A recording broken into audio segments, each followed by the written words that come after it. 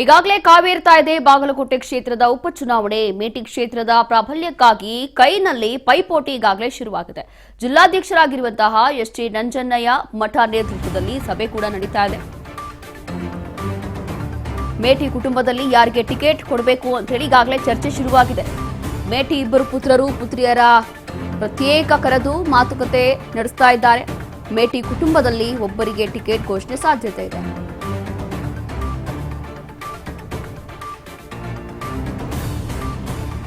ಬಾಗಲಕೋಟೆ ಕ್ಷೇತ್ರದಲ್ಲಿ ಉಪಚುನಾವಣೆ ರಂಗು ಕಾವೇರ್ತಾ ಇದೆ.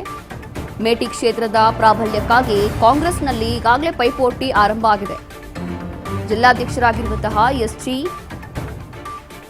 ನಂಜಯ್ಯನ ಮಠ ನೇತೃತ್ವದಲ್ಲಿ ಸಭೆ ನಡೀತಾ ಇದೆ. ಮೇಟಿ ಕುಟುಂಬದಲ್ಲಿ ಟಿಕೆಟ್ ಯಾರು ಕೊಡಬೇಕು ಅಂತ ಹೇಳಿ ಈಗಾಗಲೇ ಚರ್ಚೆ ಆಗ್ತಾ ಇದೆ. ಈ ಕುರಿತು ಸಭೆ ಮಾಡಲಾಗ್ತಾ ಇದೆ. ಮೇಟಿ ಇಬ್ಬರು ಪುತ್ರರು ಹಾಗೂ ಪುತ್ರಿಯರ ಕರೆದು ಪ್ರತ್ಯೇಕವಾಗಿ ಮಾತುಕತೆ ಕೂಡ ನಡೆಸ್ತಾ ಇದ್ದಾರೆ. ಮೇಟಿ ಕುಟುಂಬದಲ್ಲಿ ಒಬ್ಬರಿಗೆ ಟಿಕೆಟ್ ಘೋಷಣೆ ಸಾಧ್ಯತೆ ಇದೆ.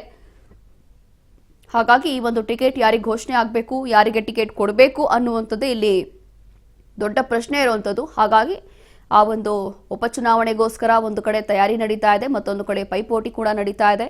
ಅದರಲ್ಲಿ ತಮ್ಮ ಕುಟುಂಬದಲ್ಲಿ ಯಾರಿಗೆ ಟಿಕೆಟ್ ಕೊಡಬೇಕು ಅಂತ ಹೇಳಿ ಸಭೆ ನಡೀತಾ ಇದೆ, ಚರ್ಚೆ ಕೂಡ ಮಾಡಲಾಗ್ತಾ ಇದೆ. ಅದಾದ ನಂತರ ಟಿಕೆಟ್ ಯಾರಿಗೆ ಅಂತ ಹೇಳಿ ಘೋಷಣೆ ಆಗುತ್ತೆ. ಬಾಗಲಕೋಟೆ ಕ್ಷೇತ್ರದ ಉಪಚುನಾವಣೆ ವಿಚಾರಕ್ಕೆ ಸಂಬಂಧಪಟ್ಟಂತೆ ಅದರಲ್ಲೂ ಕೂಡ ಬಾಗಲಕೋಟೆ, ಬೆಳಗಾವಿ ಈ ಭಾಗದಲ್ಲೆಲ್ಲ ಉಪಚುನಾವಣೆಗಳು ಅಥವಾ ಯಾವುದೇ ಒಂದು ಎಲೆಕ್ಷನ್ ಬಂದರೂ ಕೂಡ ಬಹಳ ದೊಡ್ಡ ಮಟ್ಟದಲ್ಲಿ ಕಾಂಪಿಟೇಷನ್, ಪೈಪೋಟಿ ಇದ್ದೇ ಇರುತ್ತೆ. ಅದರಲ್ಲೂ ಕೂಡ ಹೊಡೆದಾಟದ ಮಟ್ಟಕ್ಕೆ ಹೋಗ್ಬಿಡುತ್ತೆ ಅಂತಹ ಎಲೆಕ್ಷನ್ಗಳು ಈ ಒಂದು ಭಾಗಗಳಲ್ಲಿ ನಡೆಯುವಂಥದ್ದು. ಹಾಗಾಗಿ ಇಲ್ಲಿ ಎಲ್ಲವೂ ಕೂಡ ವಿಚಾರಿಸಿ ಚರ್ಚೆ ಮಾಡಿ ಅದಾದ ನಂತರ ಒಂದು ತೀರ್ಮಾನಕ್ಕೆ ಬರ್ತಾರೆ. ಬಾಗಲಕೋಟೆ ಕ್ಷೇತ್ರದ ಪ್ರಾಬಲ್ಯಕ್ಕಾಗಿ ಕೈನಲ್ಲಿ ಪೈಪೋಟಿ. ಮೇಟಿ ಕುಟುಂಬದಲ್ಲಿ ಯಾವುದೇ ಭಿನ್ನಾಭಿಪ್ರಾಯ ಇಲ್ಲ. ಎಐಸಿಸಿ ಕಾರ್ಯದರ್ಶಿ ಗೋಪಿನಾಥ್ ಪಳನಿಯಪ್ಪನ್ ಹೇಳಿಕೆ ಕೊಟ್ಟಿದ್ದಾರೆ.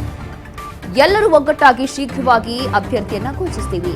ಉಪಚುನಾವಣೆ ಘೋಷಣೆ ಆದ ನಂತರ ಅರ್ಜಿ ಆಹ್ವಾನ, ಆಕಾಂಕ್ಷಿ ಅಭ್ಯರ್ಥಿಗಳ ಅರ್ಜಿ ಆಹ್ವಾನ ಕೂಡ ಮಾಡಲಾಗುತ್ತೆ. ಸಭೆ ಬಳಿಕ ಗೋಪಿನಾಥ್ ಪಳನಿಯಪ್ಪನ್ ಹೇಳಿಕೆಯನ್ನ ಕೊಟ್ಟಿರುವಂಥದ್ದು. ನಮ್ಮಲ್ಲಿ ಯಾವುದೇ ಗೊಂದಲ ಇಲ್ಲ, ಎಲ್ಲವೂ ಕೂಡ ನಾರ್ಮಲ್ ಆಗಿದೆ, ಒಂದು ಒಳ್ಳೆಯ ತೀರ್ಮಾನಕ್ಕೆ ಬರ್ತೀವಿ, ಎಲ್ಲರೂ ಕೂಡ ಒಗ್ಗಟ್ಟಾಗಿ ಶೀಘ್ರವಾಗಿ ಒಂದು ತೀರ್ಮಾನಕ್ಕೆ ಬಂದು ಅಭ್ಯರ್ಥಿಯ ಹೆಸರನ್ನ ಘೋಷಣೆ ಮಾಡ್ತೀವಿ ಅಂತ ಹೇಳಿದ್ದಾರೆ.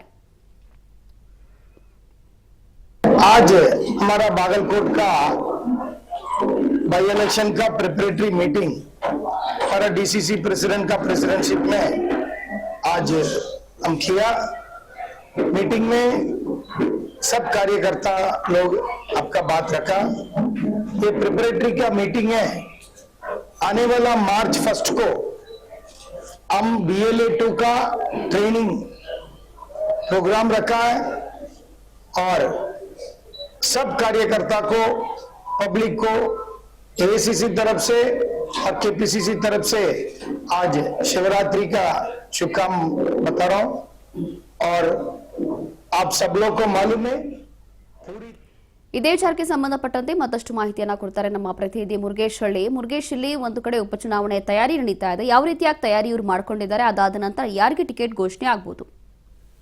ರೋಶಿನಿ, ಈಗಾಗಲೇ ದಿವಂಗತ ಮೇಟಿ ಅವರ ನಿಧನ ಹಿನ್ನೆಲೆಯಲ್ಲಿ ಕೂಡ ಕುಟುಂಬದಲ್ಲಿ ಇಬ್ಬರು ಪುತ್ರರು ಮತ್ತು ಇಬ್ಬರು ಪುತ್ರಿಯರು ನಾನು ಆಕಾಂಕ್ಷಿ, ನನಗೆ ಟಿಕೆಟ್ ಕೊಡಬೇಕು ಎನ್ನುವ ಸಾಕಷ್ಟು ಒಂದು ರೀತಿಯಾಗಿ ಗೊಂದಲಗಳು ಉಂಟಾಗಿದ್ದು, ಈ ಹಿನ್ನೆಲೆಯಲ್ಲಿ ಕೂಡ ಇದನ್ನ ಎಲ್ಲವೂ ಭಿನ್ನಾಭಿಪ್ರಾಯನ ನಾವು ಒಗ್ಗಟ್ಟಾಗಿ ಶೀಘ್ರವಾಗಿ ಅಭ್ಯರ್ಥಿಯನ್ನ ಘೋಷಣೆ ಮಾಡ್ತೀವಿ ಎಂಬ ಮಾತನ್ನ ಎಐಸಿಸಿ ಕಾರ್ಯದರ್ಶಿ ಗೋಪಿನಾಥ್ ಪಳನಿ ಏನಪ್ಪ ಅವರು ನಿನ್ನೆ ಅಷ್ಟೇ ಒಂದು ಸಭೆಯನ್ನ ಮಾಡಿ, ಸಭೆಯಲ್ಲಿ ಒಂದು 4 ಜನರನ್ನ ಕುಂದಿರಿಸಿ ಕುಳಿಸಿಕೊಂಡು ಅವರಿಗೆ ಒಂದು ಯಾರಿಗೆ ಟಿಕೆಟ್ ನೀಡಬೇಕೆಂಬ ವಿಷಯವನ್ನ ಒಂದು ಚರ್ಚೆಯನ್ನ ಮಾಡಿದರೆ ಅಂತ ಹೇಳ್ಬೋದು. ಒಟ್ಟು ಮೇಟಿ ಕುಟುಂಬದಲ್ಲಿ ಒಬ್ಬರಿಗೆ ಟಿಕೆಟ್ ಘೋಷಣೆ ಆದ ಬಳಿಕ ಎಲ್ಲರೂ ಒಗ್ಗಟ್ಟಿನಿಂದ ಚುನಾವಣೆ ಮಾಡ್ತಾರೆ. ಉಪಚುನಾವಣೆಯಲ್ಲಿ ಘೋಷಣೆ ಆದ ಆಕಾಂಕ್ಷಿಗಳ ಅರ್ಜಿಯನ್ನು ಕೂಡ ನಾವು ಆಹ್ವಾನ ಮಾಡಲಾಗುವುದು. ಕಾಂಗ್ರೆಸ್ ಪಕ್ಷದಲ್ಲಿ ಬಿಜೆಪಿ ತರಹ ಜಾತಿ, ಧರ್ಮ ಮತ್ತು ಯಾವುದೂ ಇಲ್ಲ. ಇಲ್ಲಿ ಎಲ್ಲರಿಗೂ ಸಾಮಾನ್ಯ ಗೌರವ ನೀಡಲಾಗುತ್ತೆ ಮತ್ತು ಅರ್ಜಿ ಆಹ್ವಾನ ಬಳಿಕ ಸೂಕ್ತ ಅಭ್ಯರ್ಥಿ ಕೂಡ ಆಯ್ಕೆಯನ್ನ ಮಾಡಲಾಗುವುದು ತಮ್ಮ ಮಾತನ್ನು ಕೂಡ ಹೇಳಿದ್ರು. ಹೀಗಾಗಿ ಮೇಟಿ ಕುಟುಂಬದಲ್ಲಿ ಒಬ್ಬರಿಗೆ ಒಂದು ಟಿಕೆಟ್ ಅನ್ನ ನೀಡ್ತೀವಿ, ನಮ್ಮಲ್ಲಿ ಯಾವುದೇ ರೀತಿಯಾಗಿ ಗೊಂದಲಗಳಿಲ್ಲ ಎಂಬ ಮಾತನ್ನ ಹೇಳಿ 4 ಜನರಿಗೆ ಒಂದು ಅವರನ್ನ ಒಂದು ರೀತಿಯಾಗಿ ಚರ್ಚೆ ಮಾಡಿ ಅವರ ಕುಟುಂಬದಲ್ಲಿ ಒಂದು ಸಮಸ್ಯೆಯನ್ನ ಬಗೆಹರಿಸಲು ಮುಂದಾಗಿದ್ದಾರೆ. ಈಗ ಕಾದ್ ನೋಡ್ಬೇಕಾಗಿದೆ, ಮೇಟಿ ಕುಟುಂಬದಲ್ಲಿ ಯಾರಿಗೆ ಪುತ್ರರಿಗೆ ಕೊಡ್ತಾರ ಅಥವಾ ಪುತ್ರಿಯರಿಗೆ ಟಿಕೆಟ್ ಕೊಡ್ತಾರ ಅನ್ನೋದನ್ನ ಕಾದ್ ನೋಡ್ಬೇಕಾಗಿದೆ ಅಂತ ಹೇಳ್ಬೋದು Roshini. Yes, thank you Murugesh ನಿಮ್ಮೆಲ್ಲ ಮಾಹಿತಿಗಾಗಿ. ಎಸ್, ಇಲ್ಲಿ ಯಾರಿಗೆ ಟಿಕೆಟ್ ಕೊಡಬೇಕು ಹೇಗೆ ಅಂತೇಳಿ ಈಗಾಗಲೇ ಸಭೆ ನಡೀತಾ ಇದೆ. ಸಭೆ ನಂತರ ತೀರ್ಮಾನ ಆಗುತ್ತೆ.